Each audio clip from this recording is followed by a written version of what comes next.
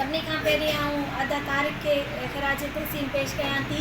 इन मंशियात जे आलमी ॾींहं ते हेॾो बहितरीन प्रोग्राम अरेंज कयई या भले ई घटि जेको आहे सो नंढे पैमाने ते कयई या पर इहे क़दम खणणु हर हितां जे जेको आहे सो माण्हूअ जो फ़र्ज़ु आहे जो इन मंशियात जे हवाले सां उन ते कमु कनि। ऐं असां वटि अदा तारिक रोल मॉडल आहे जेको मंशियात जे हवाले सां ज़ाहिरा पहिरियां बि अदा कादिर ऐं ॿियनि जेको आहे ॿुधायो आहे, छो त अदा तारिक उहो फ़र्दु आहे जेको मंशियात जो आदी थी चुको हो। पोइ उन ते अदा खलील वाडेले जहिड़नि माण्हुनि ऐं ॿियनि साथियुनि सभिनी उनखे सपोर्ट कई, उन्हनि जी काउंसलिंग कई, उनजी मैंटेलिटी खे जीअं अदा काज़ी लतीफ़ चयो इंसान जी जेकी नफ़्सियात आहे उनखे सम्झाईंदे हिनखे राय रास्त ते आंदो वियो ऐं अॼु उहो हिकु कामयाबु इंसानु आहे। उहो माशाअल्लाह सां माना रिहेबिलिटेशन जा सेंटर्स हलाए पोइ इन खां वॾी अचीवमेंट ॿी काई कोन हूंदी। 26 जून मंशियात डे जो इहो जेको आलमी जेको इहो डे मल्हायो पियो वञे, इन जो ख़ासि मक़सदु जेको आहे उहो छा आहे? सभिनी खां पहिरीं इन जो मक़सदु जेको आहे उहो जेसीं ताईं मूंखे सम्झ में अचे थो जेको इहो वर्ल्ड लेवल ते आलमी ॾींहुं मल्हायो वियो उहो इहो ई आहे त मंशियात जेके वठण वारा माण्हू आहिनि जिन्हनि खे पाण सिंधी में नशाई मवाली जा नाला ॾींदा आहियूं, लक़बात ॾींदा आहियूं, त उहे माण्हू उन्हनि खे पाण कहिड़े तरीक़े सां रोकियूं, उन जी रोकथाम कीअं कयूं। ॾिसो, रोकथाम करणु इन चीज़ जी वॾी ॾुखी आहे ऐं इहो वॾो माना लॉन्ग टाइम जेको आहे सो वर्क आहे, इहो हिकिड़े ॾींहं जो कमु न आहे। हिते जी मलीर जी डिस्ट्रिक्ट में सरेआम मंशियात विकिजी पई वञे। जेके वठण वञनि पिया उहे बि ॾिसनि पिया, वञनि पिया, जेके दुकाननि ते मुख़्तलिफ़ शयूं विकिणियूं रखिया आहिनि, मंशियात जूं चीज़ूं पियूं विकिजनि, सभु कंहिंखे सभु कुझु ख़बर आहे पर अफ़सोस जहिड़ी ॻाल्हि आहे कोई उन्हनि खे हथु नथो विझे, छो त हितां जी रियासतनि जा जेके कम आहिनि, जेके ड्यूटीज़ आहिनि उहे अदा न पिया कनि। हिते इहो सिर्फ़ु कागज़नि जे टुकड़नि जी लालच में हिते इन्हनि चीज़नि खे वधीक फ़रोग़ ॾिनो पियो वञे, छो त पाण सभु इन लेवल ते पहुची चुका आहियूं त रिश्वत जेका आहे उहा तमामु घणी वधी चुकी आहे।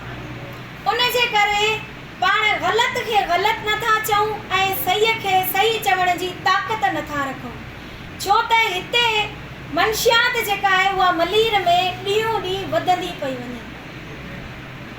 इलाही पहिरीं जेको शराब जो गुथो हुयो उन जे हवाले सां हिते रैलियूं कढियूं वयूं, सभु कुझु कढियो वियो ऐं उहो कामयाबु बि वियो। अहिड़े तरीक़े सां अगरि हर तरह जा एफर्ट्स वरिता वञनि, कमु उहो ई थिए पियो पर लिकी पियो थिए, सरेआम ज़ाहिर कोन पियो थिए, उहा जॻह बदिलजी वई त हिकु एफर्ट जेको वरितो वियो उहो तमामु बहितरीन वरितो वियो। उन जे करे हिते जेके हे चर्च थियो या हे जेको आफ़ीम थियो, शराब थियो, हीरोइन थियो या जेके इहे आइस आहिनि, अलाए कहिड़ा कहिड़ा नाला अचे, जेको सवेल काज़ी साहब वरितो, मूं याकूब साहब खां पुछियो त हे कहिड़ो आहे, ज़ोकूं वोकूं अलाए कहिड़ो नालो, काज़ी लतीफ़ वरितो, हे कहिड़ो नशो आहे, नओं नालो मूं ॿुधो आहे। माना एतिरियूं त चीज़ूं अची चुकियूं आहिनि जेके माना माण्हू जे मुआशिरे खे तबाह बर्बाद पियूं कनि, मुख़्तलिफ़ फ्लेवर्स ॾेई उन्हनि खे जेको आहे सो आदी बनायो पियो वञे। हाणे ॾिसो, आउं पाण हिकु टीचर रही चुकी आहियां। आगा खान सां मुंहिंजो 4 सालनि जो एफिलिएशन मुंहिंजे स्कूल जो थियो। आगा खान असां सां एग्रीमेंट साइन कयो त तव्हां ॿारनि खे हेल्थ एजुकेशन ॾींदा। असां उन्हनि खे हेल्थ एजुकेशन ॾींदा हुआसीं। हेल्थ एजुकेशन जा 5 स्टेप्स हूंदा हुआ, उहे 5 ॾींहंनि में ख़तमु थींदा। पोइ वक़्ते वक़्ते सां असां उन्हनि खे सम्झाईंदा हुआसीं। उन में नंढड़ो ॿारु उनखे असां नशे तां नफ़रत करणु सेखारींदा हुआसीं त नशो केतिरो इंसान जी सिहत लाइ ख़राबु आहे। तव्हां यकीन कयो, जॾहिं असां ॿारनि खे हेल्थ एजुकेशन ॾियणु शुरू कई, उन्हनि पंहिंजे माइटनि खे किननि पान छॾाराए डारियो, किननि सिगरेट छॾाराए डारी, किननि गुटको छॾाराए डारियो ऐं उहे ई असांजूं अचीवमेंट्स हुयूं। इन्हनि 4 इयर्स में असां वटि बाक़ाइदा केस स्टडीज़ आहियूं जेके माना माण्हुनि बच्चनि जी ख़ातिर उहो नशो छॾे ॾारियो। छो वॾा हुया ज़ाहिर सिगरेट ते पीता। त चवण जो मक़सदु इहो आहे त स्टार्ट पाण खे कीअं वठिणो आहे, तरबियत पाण खे कीअं कराइणी आहे जो उहो माण्हू इन शइ जो आदी न थिए। जीअं काज़ी साहब वॾी हिकिड़ी माना मज़े वारी बि ॻाल्हि हुई ऐं इहा जेन्युइन ॻाल्हि बि आहे त अॼुकल्ह जा जेके यंग छोकिरा आहिनि उहे कंहिंजी मोहबत में बि शराबी थी वेंदा आहिनि। मतिलबु उन्हनि खे इन चीज़ जो अंदाज़ो ई न आहे त असां अंदर में पंहिंजो पाण खे केतिरो नुक़सानु पिया ॾियूं। सिर्फ़ु पंहिंजो पाण खे न, पंहिंजी सोसाइटी। छो जॾहिं नशे जी हालत में माण्हू हूंदो आहे त माउ न हूंदी आहे, भेण न हूंदी आहे, घरवारी न हूंदी आहे। उन्हनि खे नज़र ई न ईंदो आहे अॻियां मुंहिंजे माण्हू केरु आहे। मूं वटि इलाही केसिस ईंदा आहिनि। हींअर हिकिड़ी लेडी आहे, उहा मूंसां टच में आहे, उनजो ब्रदर जेको आहे उहो हीरोइन पीए थो। तव्हां यकीन करियो माउ उनजी घर छॾे वई हले आहे छो त उन छोकिरे उन्हनि खे एतिरो तंग कयो आहे, टीज़ कयो आहे। हाणे मूंखे केतिरा माण्हू चवनि था त तव्हां केस विझो हिननि ते ऐं हिननि खे जेको आहे सो जेल करायो। बाबा बेॾोही माण्हू खे असां जेल कीअं करायूं?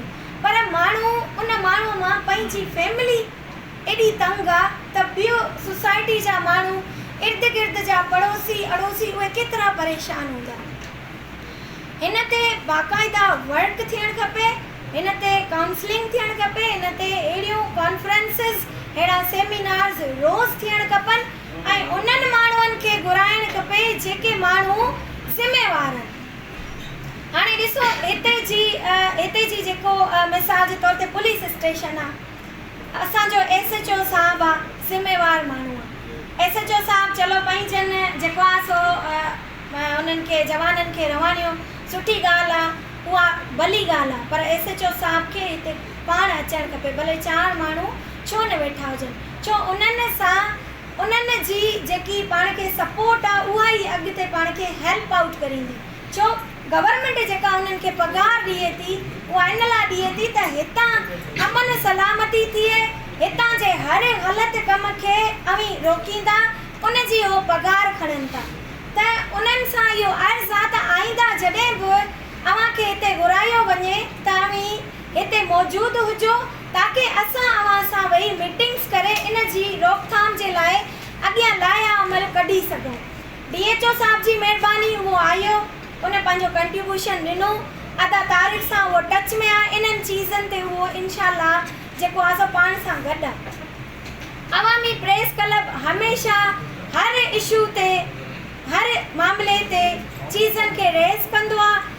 अॼु बि इन जेको आहे सो स्पॉन्सरशिप अदा तारीख़ सां अदा वारनि जेको आहे सो अवामी प्रेस क्लब इन प्रोग्राम जो जेको आहे सो मुनक़िद करायो आहे। इहो प्रोग्राम ॻाल्हियूं खोड़ सारियूं आहिनि। ॾिसो मंशियात, नशे वारियूं जेके चीज़ूं आहिनि उहे इंसान जे ज़हन खे, जिस्म खे, इंसान जे रूह खे, हर माण्हूअ खे, इर्द गिर्द जे दोस्त खे, भेण खे, भाउ खे डिस्टर्ब कंदो आहे। छो त हिते हिकु माण्हू नशो करींदो आहे, उनजी पूरी फैमिली, उनजा दोस्त अहबाब उहे सभु जेको आहे डिस्टर्ब थी वेंदा आहिनि। छो त इहे चीज़ूं जेके आहिनि उहे तमामु तकलीफ़ ते आहिनि उन माण्हुनि जे लाइ, उन्हनि दोस्तनि जे लाइ, उन्हनि फैमिलीज़ जे लाइ जेके सर्वाइव करीनि पिया। इंशाअल्लाह वधीक इन ते सेमिनार्स थींदा। अदा तारीख़ सां रिक्वेस्ट करींदासीं त मंशियात जे हवाले सां हिकिड़ो ग्रुप डिस्कशन प्रोग्राम कयो वञे जंहिंमें सभिनी खे मौक़ो ॾिनो वञे ताकी उन में सजेशन्स अचनि। सजेशन ईंदियूं न, तकरीरूं करण जूं ख़ाली न ई हूंदियूं। उन ते पाण हिते अदा तारीख़ आउं तव्हां सां रिक्वेस्ट करींदसि, हिते का अहिड़ी तव्हां शइ जेका तव्हां ॾिठी आहे उन ते तव्हां हिते अवामी प्रेस क्लब में रही करे रेज़ोल्यूशन पास करायो। रेज़ोल्यूशन पास कराईंदे इन्हनि सभिनीनि खां पाण साइन वठो ऐं उन ते अॻियां वर्क आउट कयूं। सो इनशाअल्लाह असां सभु इन चीज़ जे लाइ गॾु आहियूं ऐं गॾु रहंदासीं। तव्हां जेको आहे सो असांखे साथ ॾिजो। छो त जेके हिते वेठल माण्हू आहिनि वधीक उहे वैल्यू रखनि था, उन्हनि जे साथ सां, उन्हनि जे राब्ते सां हे कमु अॻियां वधी सघे थो। Thank U.